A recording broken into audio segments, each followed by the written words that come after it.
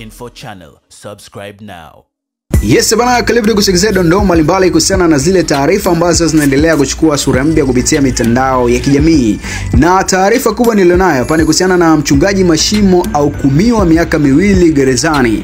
Mchungaji Daudi Nkuba maarufu kama Komando Mashimo amehukumiwa kifungo cha miaka 2 gerezani baada ya kutiwa hatiani katika mahakama ya wilaya ya Kinondoni kwa makosa mawili ikiwamo kuharibu mali.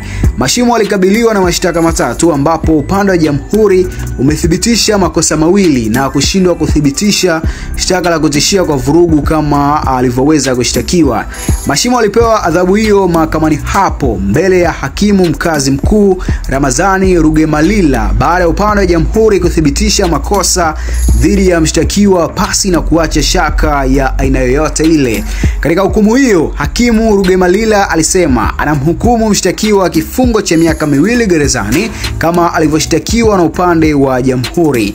Mshtakiwa kosa la kuingia kwa jinai, mahakama inakupa adhabu ya kwenda jela miezi 6. Kosa la kuharibu mali, mahakama inakutia hatiani na kukupa 9 adhabu ya kwenda jela miaka 2.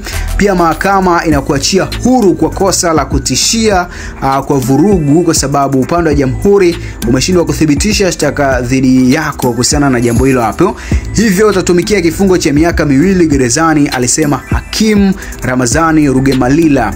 Alisema upande wa jamhuri umethibitisha kwa kuleta mashahidi 5 na vielelezo, pia mshtakiwa kutoa utetezi wake kwa kuleta mashahidi kadhaa.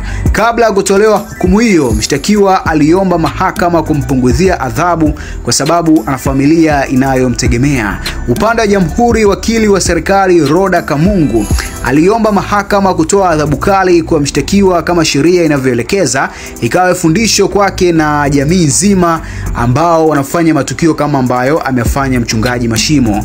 Novemba 22 mwaka 2023, maeneo ya Mbezi Luiz, wilaya ya Ubungo, Dar es Salaam, aliingia kwa jinai katika ardhi inayomilikiwa na Flora Mwasha.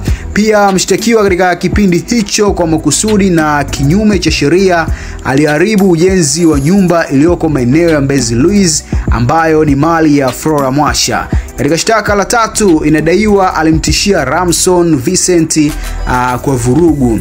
Bana, hii ni moja kati ya taarifa ambayo imekuwa kubwa kupitia mitandao ya kijamii kuhusiana na Komando Mashimo kuhukumiwa miaka 2 jela kutokana na mashtaka ambayo yalikuwa yakimkabiri, ambayo amekutwa na hatia katika mashtaka matatu ambayo aliweza kushtakiwa.